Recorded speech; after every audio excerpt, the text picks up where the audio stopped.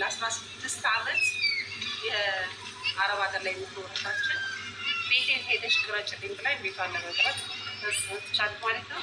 ቪዲዮውን እስከ መጨረሻ አይነት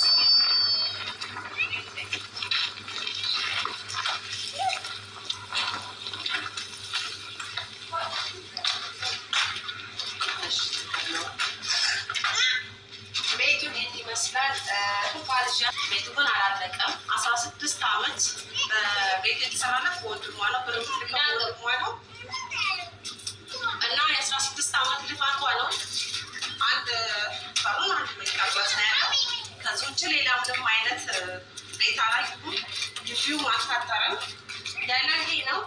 እህቷልሽ እስቲ ነገር እኔ እንግዲህ ያው ቤቱ እንደምታየት ነው። ተቀርጾ የተላከልሽ የአንቺ ቤት አይደለም።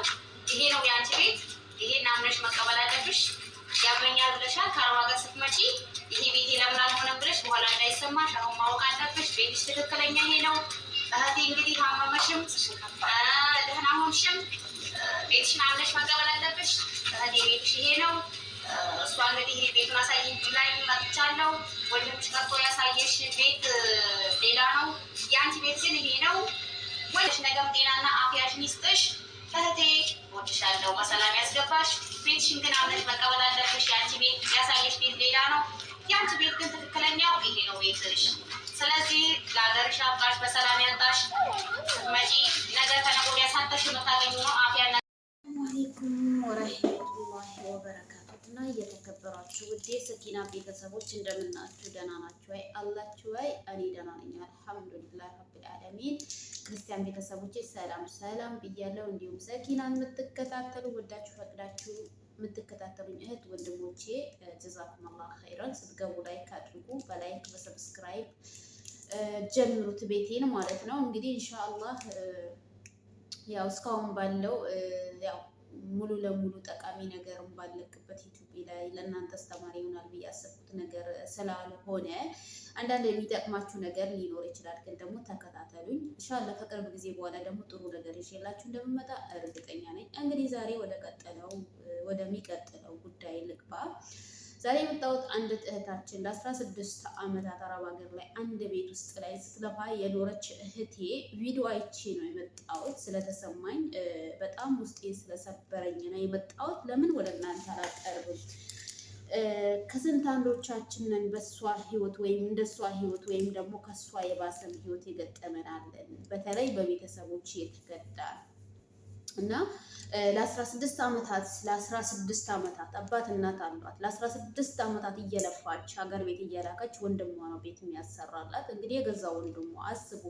ባዳ ለምን ከዳኝ ብለን እናልቅስ፣ ባዳ ለምን በላኝ ብለን እናልቅስ። ታዲያ የገዛ ቤተሰብ የገዛ ከእናታችሁ ሆድ የወጣ ወንድም እናንተን ለ16 ዓመታት የቀበራችሁ ምን ይሰማችኋል ብዬ አስባለሁ። ሲቀጥል ደግሞ ወላሂ እስቲ ቪዲዮን ቆርጬ ያስገባላችኋለሁ። ደግሞ እኮ ሲቀጥል አንዳንድ ሰዎች ማለት አንቺ አሁን እህት ተብዬዋ አሁን ሰርተሽ ታገኘዋለሽ አልሐምዱሊላህ በይ ምናምን የምትይው ሰርተሽ ታገኘዋለሽ።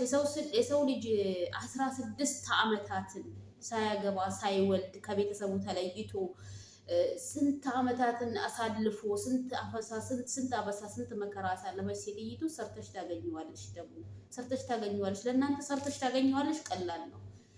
ለምንድን ነው ግን ብዙዎቻችን በዚህ መልኩ ሰውን ማጽናናት የምንፈልገው? ሰርተሽ ታገኘዋለሽ። ብዙ ጊዜ ሰርተሽ ታገኘዋለሽ ነው የምንለው ሁላችንም፣ ለኛ ያለን እይታ ማለት ነው። ሰርተሽ ታገኘዋለሽ። ግን ከእድሜዋ ስንት ዓመታት ሄዷል። በዚህ 16 ዓመት ላይ ስንት ስቃይን አሳልፋለች፣ ስንት መከራን አሳልፋለች፣ ስንት ነገርን አሳልፋለች እቺ ልጅ። በዛ ላይ ሰርተሽ ታገኘዋለሽ ስትሉ በጣም ውስጥ ይሰብራል። እና ምን እላችሁ ነው ብዙን ጊዜ ሰውን ለማጽናናት የሆነ የተሻለ ነገር ብንመርጥ ባይነን። 16 ዓመታት የለፋች ልጅ እንግዲህ ሰርተሽ ታገኘዋለሽ በሚል ቃል ልንተካው አንችልም። ልናጽናናትም ሊያጽናናትም አይቻልም። ምክንያቱም እሷ ደክሞኛል፣ አሞኛል፣ ልመጣ ነው እያለች እንግዲህ አንቺ ሰርተሽ ታገኘዋለሽ ሲያለሽ እህት ተብዬዋ ማለት ነው። ሌላው ሌላ ነው። እህት ተብዬዋ አንቺ አሁን እህት ነሽ ቢያንስ ቤትሽ ላይ ስልክ ካሌለ ቤታችሁ ላይ ስልክ ካሌለ እናት አባት እንኳን ብትሆን ወንድምየው ተባይ ከሆነ እናንተ በጎረቤት ስልክ ሚው በማንኛውም ሰው ስልክ አንስታችሁ ለዚች ልጅ ብትነግሯት አሁን መሄጃ ሳቷ መምጫ ሳቷ ሲደርስ ሰርተሽ ታገኘዋለሽ አምነሽ ተቀበይ ብለሽ ስትይ አይከብድሽም? እህት ተብዬው አረ በጣም ያሳዝናል። ወላሂ እውነት ለመናገር በጣም ነው የሚያስጠላው። በዚህን ታክል ቤተሰቦቻችሁ የሚበድሏችሁ ከሆነ በዚህን ታክል የሚቀብሯችሁ ከሆነ ታዲያ ማን ሰው አለኝ ትላላችሁ? ታዲያስ ለምን ከቤተሰብ ውጪ ሰው ባዳ ሰው ሲበድለን ለምን በደለን ብለን እናማረር? እና እቺ ልጅ 16 ዓመታት ማለት ለምሳሌ ብታገባ ብትወልድ ስንት ልጅ ትወልዳለች? ምን ያክል ጉልበቷስ በጥሩ ሁኔታ ይኖር ነበር? ራሷን በጥሩ ሁኔታ ታገኘው ነበር?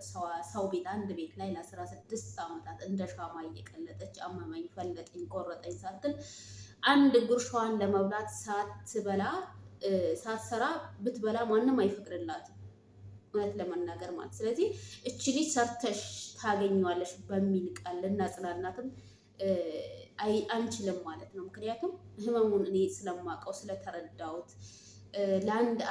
ለአራት እና ለ5 ዓመታት እንኳን ያለ እረፍት ስትሰሩ ምን ያክል ነው ውስጣችሁ ስልችት የሚለው ድክም የሚለው ውስጣችሁ በጣም ይደክማል። እኔ እንደራሴ ማለት ነው።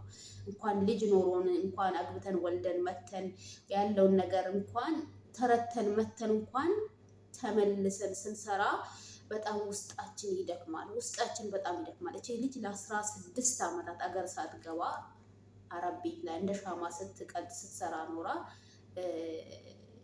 ሰርተሽ ታገኘዋለሽ የሚለው ቃል ሊያጽናናት አይችልም።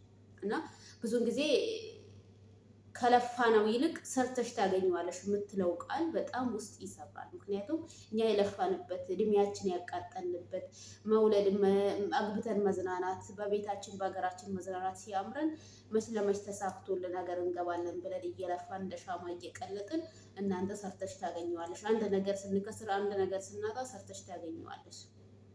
እህት ተብዬዋ በጣም ውስጥ የሰበረችኝ። በነገራችን ላይ እስቲ ተመልካቾቼ ይሄን ቪዲዮ ለእናንተም እስቲ ያስቀምጠዋለሁ። ሰርተሽ ታገኘዋለሽ የሚባልበት ነገር ነው ብዬ አላስብም። ምክንያቱም 16 ዓመታትን ለፍታ 2 ክላስ በቦለኬት የተሰራ ነው። ያውም ሊሾ አልተገረፈም፣ ምንም አላለም። ብቻ ቦለኬቱ ነው የቆመው እና ከባድ ነው። እቺ ልጅ በምንም ልናጽናናት አልችልም። ግን ደግሞ አላህ ያጽናናት። አላህ የተሻለው ርስቅ ይክፈትላት።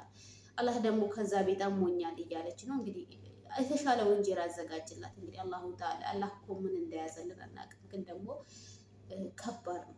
ምን ይሰማታል? እኔ ውስጤ በቃ በጣም ነው የተሰማኝ። እኔ በሷ ቦታ ብሆን ተስፋ አይኖረኝም ብዬ ነው ማስበው። ምክንያቱም አንድ ሰው ለ16 ዓመታት አገር ሳይገባ እየለፋ ያለ ለመችመች ሞልቶልኝ ለመችመች ተሳክቶ ለመችመች ቤቴን ጨርሼ አገር እገባለሁ ብዬ ምጠብቅ ሰው ነበርኩኝ ማለት። ስለዚህ በሷ ቦታ ሁኜ ራሴን ባስበው ራሴን በምንም ላጽናናው አልችልም። ምንም አይነት ቃል ቢሰጡኝ ሊያጽናናኝ አይችልም። ምክንያቱም ይሄ ሰዓት አሰልቺ ነው፣ የደከመኝ ሰዓት፣ ማረፍ የምፈልግ ሰዓት፣ ስራ መስራት ማልፈልግበት ሰዓት ነው። 16 ዓመት ማለት ከባድ ነው።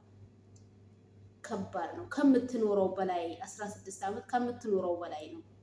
አላህ ቢፈቅድላት እንጂ የምትኖረው አላህ ፈቅዶላት 16 ዓመታትን ሰርታለች። ለላ ጉልበት ሰጥቷል። ግን ደግሞ አሁን ደከመኝ አለች እና ይሄ ምን ለማለት ነው ያመጣሁት? ለምንድን ነው ቤተሰቦቻችን እንደዚህ በወንድም ስናሰራ እንደዚህ ደግሞ እንደዚህ በቃ አለ አይደል በመልእክት የምናሰራ ከሆነ ቢያንስ ቤተሰቦች የሆነ ችግር ከተፈጠረ የሆነ ችግር እንዳለ ካወቃችሁ ቢያንስ በወንድምየው ስልክ ባይሆን በቤተሰብ በጎረቤት አስፈልጋችሁ ለዚች ልጅ ያለውን ነገር ጨርሳ ሳትመነመን ጨርሳ ሳትበላ ያለውን ነገር ብታሳውቁ ባይ ነኝ። አላህ ያጽናሽ እህቴ። ከባድ ነው። እኔ እንደ እውነት እስቲ ቤተሰቦቼ በምን ትገልጹታላችሁ? በጣም ያስጠላል። በጣም ደግሞ በቃ ያበሳጫል። እውነት ለመናገር ማለት ነው። አላህ ይድረስላት፣ አላህ ይዘንላት።